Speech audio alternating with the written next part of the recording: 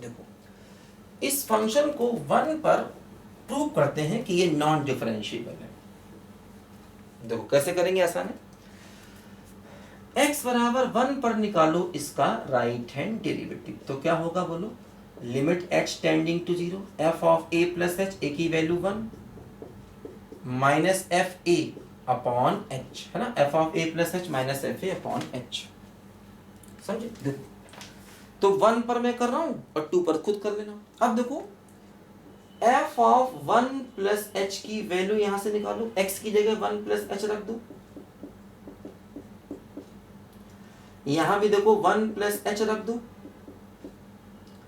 देखो क्या हुआ, mod of h plus mod of h minus 1। देखो मॉड ऑफ h तो h हो गया पॉजिटिव है, और देखो 1 माइनस h भी पॉजिटिव होगा, बात समझे। 1 माइनस h भी क्या होगा बोलो, पॉजिटिव, क्योंकि 1 h से बड़ा है ना, इसलिए इसकी वैल्यू 1 माइनस h आई, क्योंकि 1 h क्या होता है, 0 से थोड़ा सा बड़ा, h क्या होता है, वेरी स्मॉल पॉजिटिव क्वांटिटी, तो इसलिए इसको लिखा 1 माइनस h, ये कैंसिल होके 1 आ गया। ठीक है, देखो यहाँ पर वैल्यू रखो, h टेंडिंग टू 0, इसकी वैल्यू आ गई 1, और f1 देखो फिर यहाँ से निकालो, x की जगह 1 रखोगे तो ये 0, x की जगह 1 रखोगे तो मॉड ऑफ माइनस 1, तो क्या हो गया 0 प्लस 1 यानी कि 1। ठीक है, तो देखो ये आ गया और ये आ गया ऊपर 0/h, तो देखो इस पूरे की वैल्यू आ गई है 0, राइट हैंड डेरिवेटिव देखो इसका 0 आ गया 1 पर। ठीक है, अब इसी प्रकार देखो 1 पर निकालेंगे लेफ्ट डेरिवेटिव, लिखो इसको पहले यहां पर। देखो लेफ्ट डेरिवेटिव में क्या होगा,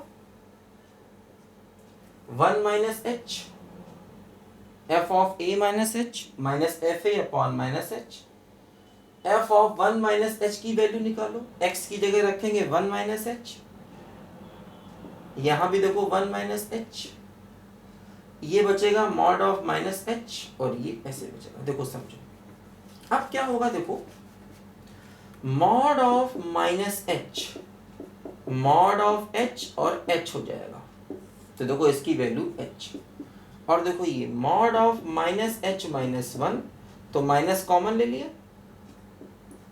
तो h प्लस 1, ये हो गया ऐसे और ऐसे, तो ये 1 हो गया, तो ये मॉड ऑफ h प्लस 1 यानी कि h प्लस 1 हो गया। ठीक है, तो ये h प्लस 1 हो गया, तो ये कितना हो गया, ये हो गया 2h प्लस 1, और f1 की वैल्यू तो खैर 1 ही रहेगी, f1 की वैल्यू क्या होगी, ये 0, और ये मॉड ऑफ माइनस 1 तो प्लस 1, देखो ये वैल्यू यहां रखनी होगी। ठीक है, ये देखो वैल्यू यहां पर रखनी होगी। देखो ये हो गया limit h tending to 0 f of 1 minus h, देखो ये आया 2h प्लस 1, f1 की वैल्यू है 1 और अपॉन माइनस h, देखो ये क्या बचा, h tending to 0 2h upon minus h, तो -2 बचा, और आंसर भी देखो -2। देखो राइट डेरिवेटिव लेफ्ट डेरिवेटिव अलग अलग आ गया, राइट डेरिवेटिव क्या आया था 0, लेफ्ट डेरिवेटिव -2, तो 1 पर क्या हो गया, नॉट डिफरेंशिएबल। सेम मेथड से आप 2 पर दिखाओगे नॉट डिफरेंशिएबल, दिखा लोगे ना बिल्कुल जैसे ऐसे किया, इसको करना है, x बराबर 2 पर भी क्या होगा, नॉट डिफरेंशिएबल, सेम मेथड से शो करोगे। ठीक है ना, और आईआईटी में ये क्वेश्चन आता तो ऐसे लिख देते डायरेक्ट, क्योंकि यहाँ 12th में करके दिखाना है, तो करना है इसको, x बराबर 2 पर भी ये नॉट डिफरेंशिएबल होगा, सेम मेथड से दिखाना, लिखो जल्दी से।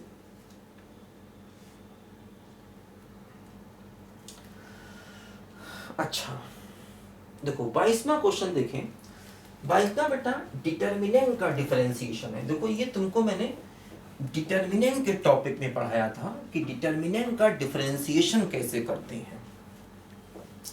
देखो 22वें क्वेश्चन में क्या है बेटा, डिटर्मिनेंट का डिफरेंशिएशन है, और ये तुमको मैंने डिटर्मिनेंट के टॉपिक में बताया था। F X G X H X और L M N A B C. तो देखो बेटा डिफरेंशिएशन ऑफ डिटर्मिनेंट में तो तुमको मैंने डिटर्मिनेंट टॉपिक में समझाया था ये कॉन्सेप्ट कि जैसे क्या करते हैं। देखो सबसे पहले पहली रो का करो डिफरेंशिएशन, तो क्या हुआ एफ डैश एक्स जी डैश एक्स और एच डैश एक्स। सेकेंड और थर्ड रो रहती है एज इट इज, फिर प्लस फर्स्ट रो को ऐसे ही रखो और थर्ड रो को ऐसे ही रखो। सेकेंड का करो डिफरेंशिएशन, तो सेकेंड के सारे टर्म चूंकि कांस्टेंट है सबका डिफरेंशिएशन 0 प्लस फर्स्ट और सेकेंड रो को ऐसे ही रखो और थर्ड रो का करो डिफरेंशिएशन। बस समझे, फर्स्ट रो का differentiation second third as it is, first third as it is second का differentiation, first second as it is third का डिफरेंशिएशन। ठीक है, देखो अब जैसे डिटर्मिनेंट के तीनों एलिमेंट 0 हैं तो इसकी वैल्यू 0 हो गई, इसके भी देखो तीनों एलिमेंट 0 हैं तो इसकी वैल्यू भी 0 हो गई। क्या बचा, यही बचा। तो यही अपने क्वेश्चन का देखो यहाँ पर आंसर दिया गया, बहुत इजी। तो ये डिटर्मिनेंट के डिफरेंशिएशन का मेथड होता है कि सबसे पहले पहली रो का डिफरेंशिएशन, फिर दूसरी रो का डिफरेंशिएशन, फिर तीसरी का डिफरेंशिएशन। अच्छा यही काम कॉलम वाइज भी कर सकते हैं, फर्स्ट कॉलम का डिफरेंशिएशन प्लस सेकंड का डिफरेंशिएशन प्लस थर्ड का डिफरेंशिएशन।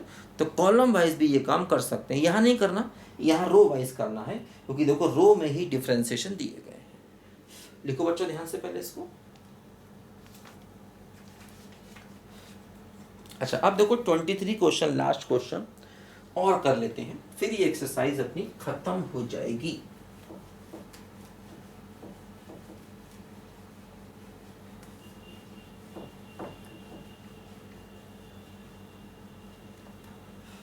देखो y बराबर दिया गया है e की power a cos inverse x और हमें ये देखो शो करना है ना, ये देखो हमको यहाँ पर शो करना है 1 minus x square D two Y by D x square X D by D X A square into Y बराबर 0। देखो इसका तरीका तुमको देखो मैंने बताया था, पहले डी बाई डी एक्स निकालो, तो e की पावर x का e की पावर x और जिसे x माना उसको फिर से करो, तो a कांस्टेंट cos इनवर्स का -1 upon under root 1 minus x square.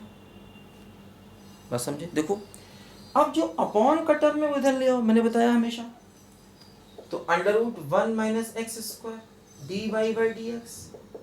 देखो ये क्या हुआ -a और इस टर्म को फिर से चाहे y लिख दो, इसको फिर से यहाँ पर y लिख दो। ठीक है, अब देखो फिर से करो डिफरेंशिएशन, तो यहां देखो फर्स्ट सेकंड का, तो पहला दूसरे का डिफरेंशिएशन प्लस दूसरा पहले का डिफरेंशिएशन। देखो पहले का क्या होगा, रूट एक्स का क्या हो गया 1/2 रूट एक्स और जिसे x माना उसको फिर से किया तो 0 माइनस 2x और यहां देखो -a कांस्टेंट है और y का क्या हो गया dy बाई dx।